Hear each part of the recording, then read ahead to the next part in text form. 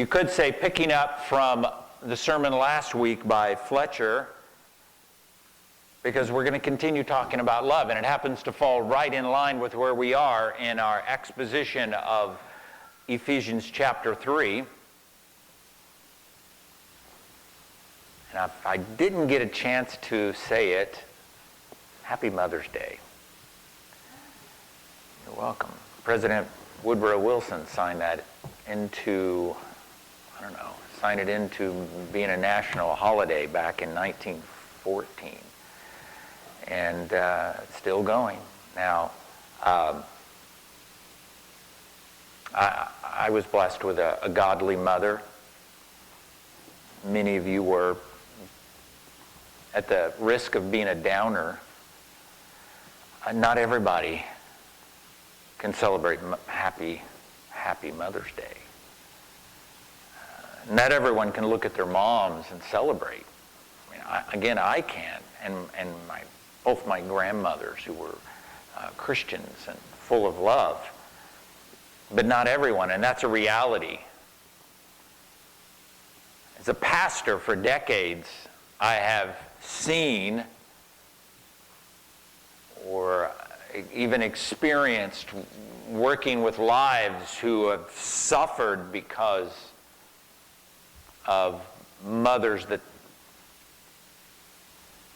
weren't the mother they should be, and yet I have more so by far, was able to celebrate with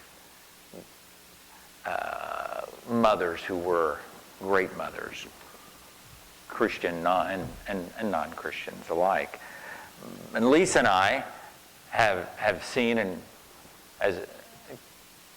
as foster parents, so we've seen mothers who've neglected their children, who've abandoned their children, yet they have convinced themselves that they love their children as much, if not more, than anyone else and any other mother.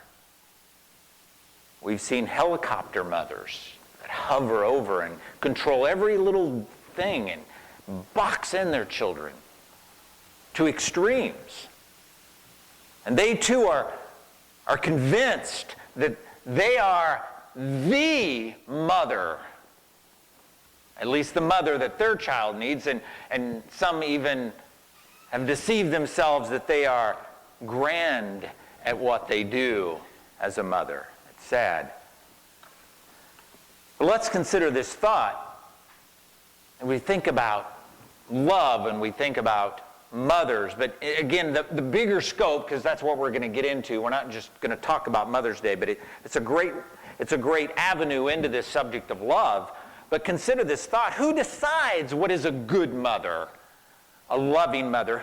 What is the example or the measuring stick that says, this is a good mother, this is a good dad, this is how you love, this is not? I mean, because we let media, and if you were to look at our culture, well, that's how they do it on television and everybody's happy. So that must be what a good mother or a good dad is, or a good grandma is, or a good grandma.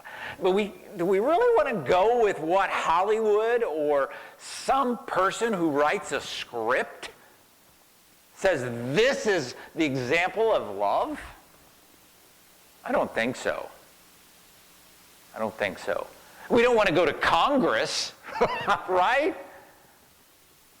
We don't want Congress to define love, though I think there's some of that wanting to go occur. We don't want our culture, and our culture's even trying to do that and have been doing that for decades. But we as believers know we're the example of love, and that's Christ. And we have this example right here. And Fletcher brought this out last week, that we can read the words and see Jesus loving. Sometimes it's not always what we think it is. But we're able to see Christ showing us through his acts of love, and even how he reacts to this world that is full of death, full of pain, full of sin, full of craziness. And we can read about how Jesus lived in that like we live in it today. And I appreciate, Fletcher, if you haven't had a chance to hear that message, it's on the internet. You can listen to that and go to our website. But our text this morning out of Ephesians 3, and this whole prayer of Paul is really focusing on the love of God and the love of Christ, to be specific. And our text this morning is addressing love, but I want to say this, but it's not a regular, normal love. Not regular Christian love. Like I said, again, we're looking at something very unique in the Apostle Paul's prayer that he's getting to, that's not even the normal Christian love. Because all Christians, Romans chapter 5, says that God has poured his love, or your translation may use the word flooded his love by his Spirit into our hearts. So we have this. But now Paul is praying for something even bigger than that. And that's where we are. Ephesians chapter 3. So to begin, we get into this. I want you to remember last week I brought out James Montgomery Boyce, likened this prayer of Paul's like a ladder. And the top of the ladder, the destination, the goal in verse 19 is that you, believer, you Christian, may be filled with all the fullness of God. That's where we want to get. And in this prayer, each little piece is like a step on that ladder to get to being filled with the fullness of God. And it starts off with the first step in verse 16 that says, he prays to the Father to strengthen us with power through the Holy Spirit in our inner being. And we get into that a couple sermons ago. Again, listen to that if you haven't heard it. And then he takes this next step on this ladder, the first part of verse 17, where he says, so that Christ may dwell in your hearts. He may dwell deeply, because he already dwells in our hearts by faith, but he's praying deeply dwell in our hearts through faith. And now today we take this next step, if we're using the ladder, the second part of verse 17, that you being rooted and grounded in love may have strength. And it's interesting we come back to that word strength. But that you, being rooted and grounded in love, may have strength to comprehend or to grasp the love of Christ. I don't want to get ahead of myself. There's this whole spiritual meal set before us, and we're only now in the third course, and there's more to come. So what we want to do is, again, we're going to start off here. To get into this, we're going to read the context. So if hopefully by now I've given everyone ample time to get to Ephesians chapter 3. Here's the prayer, starting at verse 14. He says, for this reason, and he's praying for Christians, right? We all know that. He's praying for the Christians in the city of Ephesus, in that local church. He says, I bow my knees before the Father, from whom every family in heaven and on earth is named. Verse 16. That, according to the riches of his glory, he, God, may grant you, you believers, to be strengthened with power through his Spirit in your inner being, or inner man. Verse 17. So that Christ may dwell in your hearts through faith, that you, being rooted and grounded in love, may have strength to comprehend with all the saints what is the breadth, length, height, depth, and to know the love of Christ that surpasses knowledge, surpasses understanding, that you may be filled with all the fullness of God. So that's the context. That's that whole prayer that we want to see. But now we're going to zero in on 17 and more so the second half of the verse. So he's praying,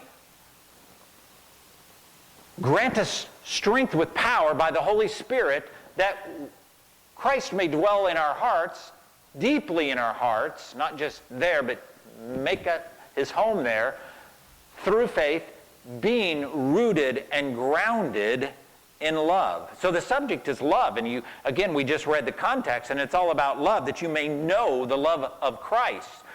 He wants us to be rooted and grounded in love. Not the love the world circles and defines as love. We know that. That's not even close. I mean, the world even, they put love equals sex. I mean, that alone. Or love equals feelings that come and go. And you can fall into love, out of love, into love, depending on what you ate the night before, almost. Or something else comes along and, well, I'm out of love with that, now I'm in love with this. And that's not love. But here we are being rooted and grounded. Now, again, the verse is telling us that Christ may dwell, and again, we listened last week, dwell deeply in our hearts. And now he uses the metaphors rooted and grounded in love. So do you see the correlation? Christ deeply in our hearts, and now he's saying rooted, grounded. And especially here, he uses being rooted. So there's this verb here that the Apostle Paul uses, being rooted. For Christ to dwell deeply in our hearts, we must be continually growing and being deeply rooted, securely grounded in love.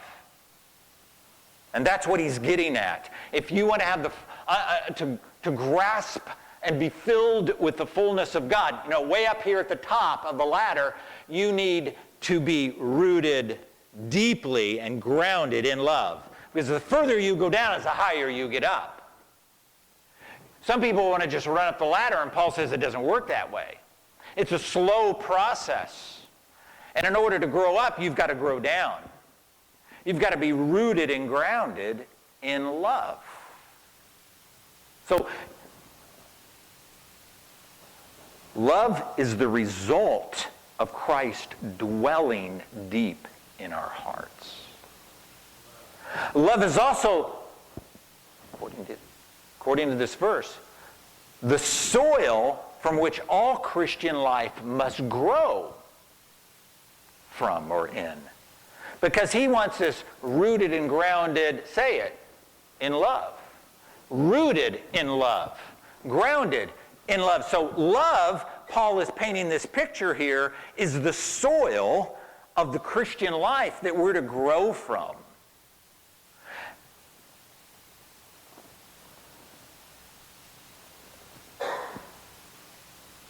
That's where we want to be. I want to be rooted and grounded. Not a nominal love. I want to really figure out this love thing. I want to be rooted and grounded in it to the point where my mind, my emotions, my will, my understanding is now just controlled by love, or as the Apostle Paul said, constrained by the love of Christ. I want the love of Christ to constrain my how I see things, how I understand things, how I intellectually digest things. I want it to control my emotions, my affections. So if something comes along that wants to grab my affections, but it doesn't line up with the love of Christ, I reject it. Does that make sense to anybody here? I want my will to follow the love of Christ. So in order to do that, I need to be rooted and grounded in love. The Apostle Paul, He got there. He understood it. And he said, it is no longer I that lives, but Christ who lives in me. He got there. He understood that. Now I want to unfold this love a little bit more. Okay? It's important to notice that Paul does not say that we must be rooted and grounded in God's love. That'll come later. Here the emphasis is that we should be. We should be rooted and grounded in love. In other words, love should be the predominating and prevailing element in our lives. Remember this. Remember this as we move along. Love should be the predominating and prevailing element in our lives, our conduct, and our experience. That's why we have to be rooted and grounded in it. Let me repeat it one more time. Love should be the predominating and prevailing element in our lives, in our conduct, and our experience. Now, he doesn't start talking about the love of God. You know, he's already done that in chapter 1. So this whole thing here that we're to be rooted and grounded in love, and what's going to come out of it is not God's love towards us. Again, Paul already dealt with that in chapter 1 and even some of chapter 2. But here he's talking about our love to him and our love to others. So keep that in mind also. Our love to God, our love to the Son, Christ, our love to one another, to others even outside this church. And we're going to get to that in a moment, and you're going to get hit possibly with a brick. So I'm just kind of warning you now that may occur to somebody out there. To somebody out there. But I want to focus now on the metaphors he uses. Rooted and grounded. Rooted and grounded. These are like windows. That's what metaphors help us with. They're windows into what is trying to be communicated here. And Paul has used these before. You know, in 1 Corinthians chapter 3, he says that we are fellow gardeners or farmers with him, right? He says, throw the seed out there, water the seed, and he gives the increase. And then right after that, he says we're fellow builders with him. So this isn't a new thing, using these type of metaphors. I was reading James Montgomery Boyce, and he tells this story of the worst example of a mixed metaphor that he'd ever heard. And we've probably all either said some that kind of got mixed up, but it was a business situation, and one of the businessmen had said of something he was trying to communicate something he just felt was wrong that was going on. He said, I smell a rat. I feel him in the air. I'll nip him in the bud. It kind of got it all mixed up. And the Apostle Paul, that may sound a little different, rooted and grounded, but he says those with a purpose, of course, being guided by the Spirit. We think of rooted, we should be thinking of a tree and the roots are going down, and we should specifically be thinking of not a small sapling that can be blown over from yesterday's wind and rain, but we should be thinking of a huge oak tree, an oak tree that's been around a long time, an oak tree that is strong, and the roots have gone way down and way out. And that's the picture he wants us to get with being rooted. That this tree now is stable. You could say it even has character about it. It's become strong.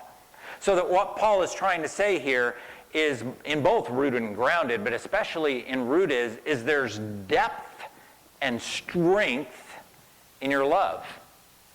Depth and strength. But also permanence and durability.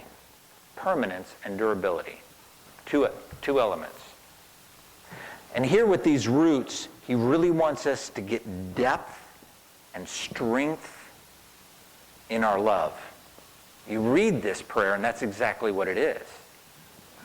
Become deeply and firmly rooted. In fact, if you were to look at the original Greek that Paul wrote, that word is firmly rooted. Again, firmly rooted. To the point you think about these oak trees that, again, the roots are down deep and they go out, and you've seen them, we've all seen them, where some hurricane that was strong enough, or some storm, or the ground became so saturated that it was like a sponge, that then when the wind, very strong, it has to bring up a lot of soil, a lot of dirt, right? It falls over and you've got this large amount of soil. That's what he wants us to be, so deep that even the strongest hurricanes can't even cause that to happen in our life. We have roots into love, so when our love is attacked, we can still love. When somebody pushes every one of those buttons, or my sister used to say to her, to her one daughter, she says, "You're standing on my last nerve. Get off of it." You know? So even when our love is under attack, we're offended, we're hurt, somebody is purposely doing something, that we're firm in our love, and we're not shaken. And that's the kind of soil that our love needs to be rooted and grounded in. So I want to look at these elements of this kind of love. And we already made the point that it is supposed to be strong and durable, but it's also supposed to be unconquerable. This kind of love that is rooted deep in our being, it's unconquerable. Most of us are familiar with 1 Corinthians chapter 13, right? And it's called the love chapter, and those first verses talk about love. In fact, the last line, when it goes, about love, the last line of that is verse 7, and it says, "Love bears all things, believes all things, hopes all things, endures all things. Love never ends." That's unconquerable. And it's steady, it's strong, it's durable. It bears up all things, and it never ends. That definitely does not describe the type of fickle love that the world calls love. I mean, again, I don't want to harp on it, but it's the very opposite, because this love isn't feeling-based. It doesn't just change. It doesn't even die. It doesn't become weak if it's rooted and grounded. It's unconquerable. It's not a flabby love. It's a steadfast love that continues to grow in maturity. That's why I say this isn't even a normal just, I love someone. There's more to it. There's a lot more to it.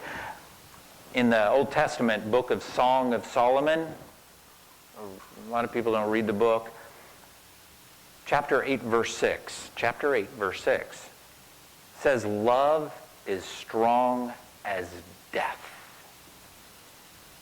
Love is strong as death. That's a picture of unconquerable love. I mean, there's nothing stronger than this kind of love. This is the grandest and most powerful influence in the world. And we should want to strive, pray for, seek to be grounded, rooted deep in this kind of love. Martin Lloyd-Jones says this: the real strength of the Christ life, the real strength of the Christ life is love. And I think Fletcher brought that out last week. It's not being religious. It's not being religious at all. I mean, we can define what even that term is, and 99 out of 100 times, it's not even going to be the biblical word for religion or religious. But But the love of Christ. Well, let's move on.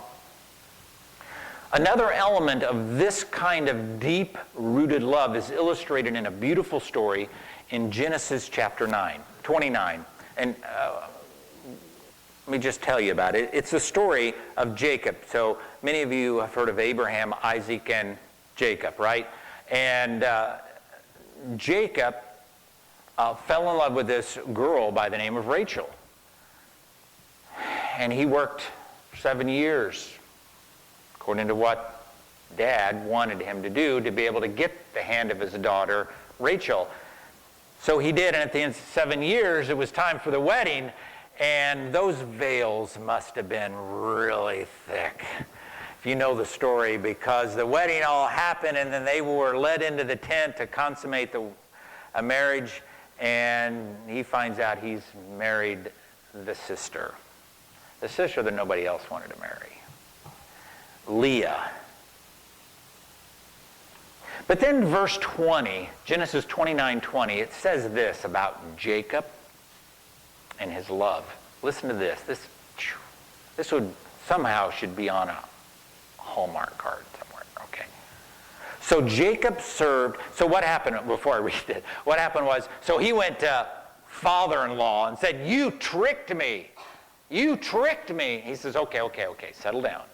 Tell you what, you work for me 7 more years, and then I'll let you marry Rebekah.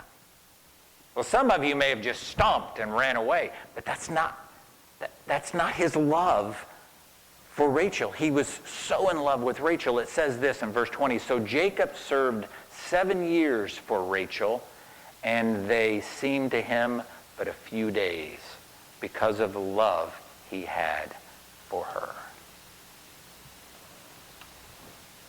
So Jacob served 7 years for Rachel, after serving already 7. And those 7 years, they seemed to him but a few days because of the love he had for her. Wow. Love changes everything. I mean, and it's the Christ love that we're even talking about. It can even cancel and overpower time. This kind of love makes seconds and minutes and hours and days and months and even years to appear as something quite artificial and unreal. It seemed to him but a few days. You see, this kind of love has no chronology. And this is because it produces energy, power coming out of that soil of love to be able just to keep going and conquer. This kind of love doesn't count costs. It doesn't count time. In fact, this love is kind of in a world all of its own. And it makes things that you may have seen one way seem altogether new, altogether different. Let me put it this way. You can write this down. Rooted and grounded love eclipses everything else in our personal lives. It eclipses everything else in our personal lives. Time, circumstances, human limitations, economical limitations, everything. When love is the driver in you, you will do things that other people won't do. You will go out of your way. You will allow others even to mock you and belittle you without vengeance, without getting even. You won't be offended. Because love isn't offended. Some of you will go, well, why? Whoa, time out, Pastor. I was going with you until, but if somebody, I'm going back. In fact, I'm going to double back on them. But see, love isn't offended. Because real love doesn't have the serpent of pride in it. And pride wants to get even. Pride wants vengeance. But this kind of love doesn't have that. And this is why I say it's not normal and that we need to grow in it. Because it's not normal, it's not natural, but love really does eclipse everything. A recent family story, Lisa's side of the family, illustrates this eclipsing love. Recently, Lisa's Aunt Jerry and a few other family members, they were out grocery shopping, and they came out of the supermarket and walking to the car, and they noticed a driver's license on the ground, and they picked it up, and nobody around. So their thought was, well, we could go home and we could mail it to the person, to John. And Jerry, who is God-fearing woman, loving Christ, who I would say has deep roots of this kind of love. She said, well, why mail it when we've got his address right here? We'll just drive over. It's not that far. We'll drive over and just give it to him. So they did. They went out of their way. They didn't consider their own time schedule, their own agendas, because that's what love does. Love says, well, I'm going to act now. So they drove over and they met this couple, and they met the man. He didn't even know he'd lost his driver's license. He went and got his wallet and realized, wow, yeah, and he was thankful. And they chatted. They were believers also in Christ. That's not the whole story. As Paul Harvey would tell us, there's the rest of the story. So Aunt Jerry's husband, Uncle Chuck, he's in a nursing facility. He needs a lot of care. And so they had to go there, and I don't know how soon afterwards, I don't remember. But they eventually had to go to the facility, and the facility says, your husband needs more care than what we can give him. You need to take him, transfer him to another facility that can give him more care. You know, some of you have been in that spot, and it's a lot of work to do that. You're moving, right? So they gave Aunt Jerry a list of other places that could give him that kind of care. So now they had a list, and they decided, well, let's just start. Let's go to that first one. So they got in their car to go to the place and check it out. Guess where it led them to? The house of the man and wife they had just met with the driver's license. You see, in their home was set up to take care of people in his condition, and they were licensed. They drove up and they realized, we know them.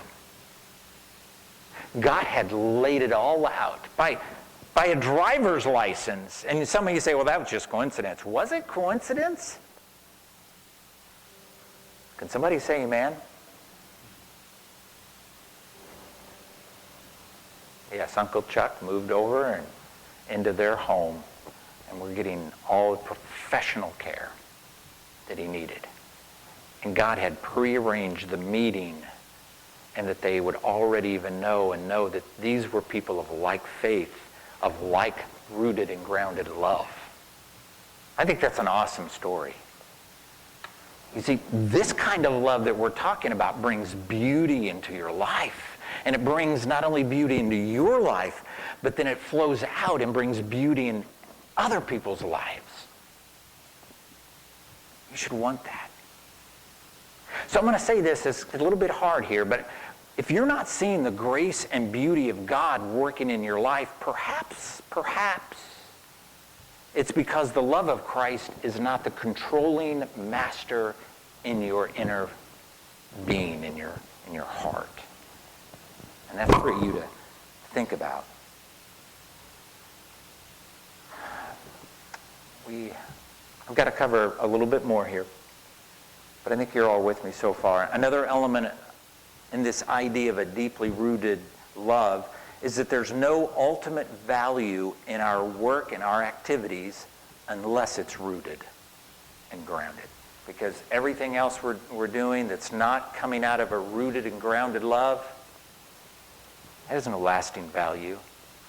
In fact, I would say in order to find really true purpose and a reason for doing things, it should be out of love, this kind of love. I mean, the Apostle Paul, back at 1 Corinthians 13, the Apostle Paul said, if I speak of tongues of men and angels, but I don't have love, I'm a noisy gong and a clanging cymbal. I'm just a bunch of noise that doesn't mean any sense. Right? And sometimes your life may be like that. Your life just seems like a bunch of noise that doesn't make sense. Or it seems like you're pedaling and you're stuck in the sand. That may be a reason why. Where's the love of Christ in your life? I mean, Paul went on to say that though I have prophetic powers and understand all mysteries and knowledge, super smart, right? Has this PhD upon PhD upon PhD. And if I had faith, I'm a religious person and have great faith and trust in God, even to the point of moving mountains, but if I have not love, I'm nothing. If I give everything I have away, and if I deliver up my body to be burned, but I have not love, I've gained nothing. You see, this kind of love gives your life and your activities purpose and a reason. Period. Period. I have one more illustration to look at. And I want to ask you to turn to Revelation chapter 2. I think some of you are going to find this interesting. Revelation chapter 2. And we can see this rooted love, I should say, the absence of it. So Revelation 2 is about a church, right? And Revelation, I'm not going to go into this, but I'll tell you, the more I've learned about this book, well, we have these 7 churches, and these 7 churches represent all of the churches, but they're specific. Jesus has a word for each one of these, and again, every church all through history, including Muddy Creek, we should find ourselves somewhere in these. But he's speaking specifically to this church, and the believers in this local church, the first one,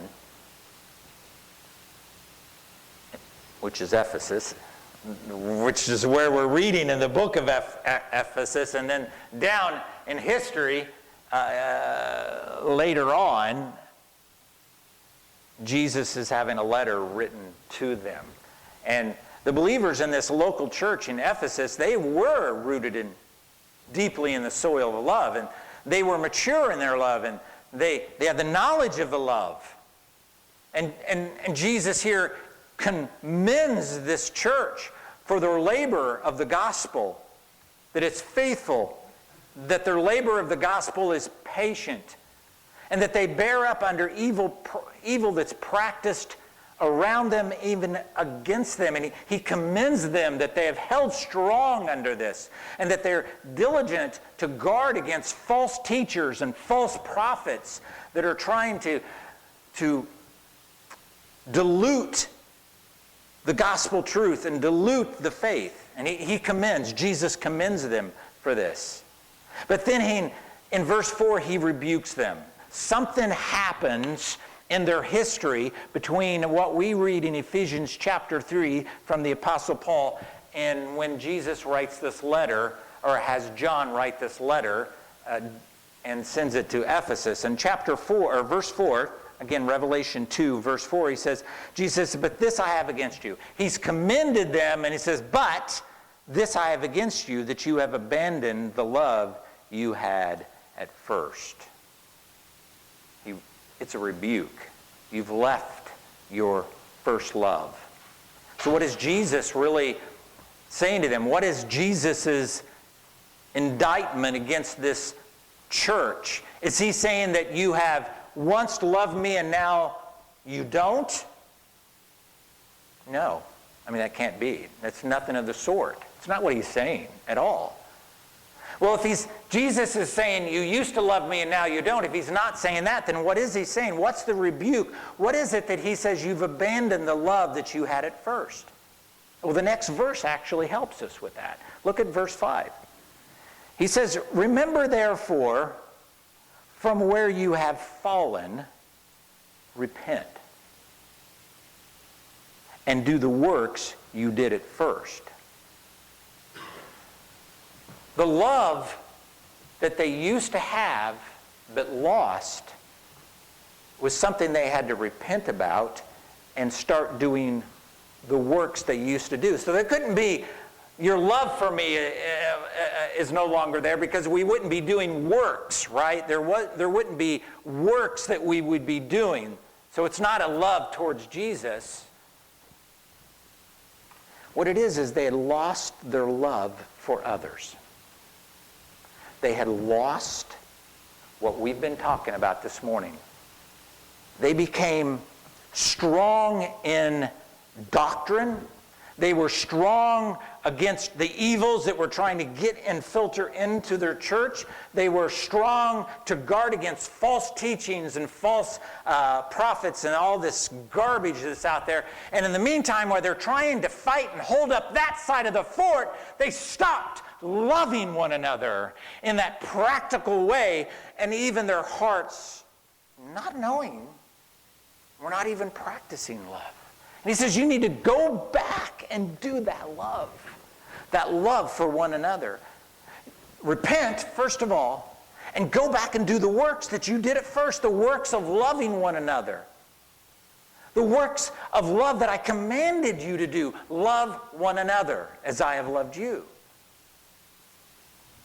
So in a nutshell, and this is the other element of this type of love, what happened to the church in Ephesus is while they were trying to hold up these walls of their fort, spiritual fort, this was getting weaker. They became unbalanced.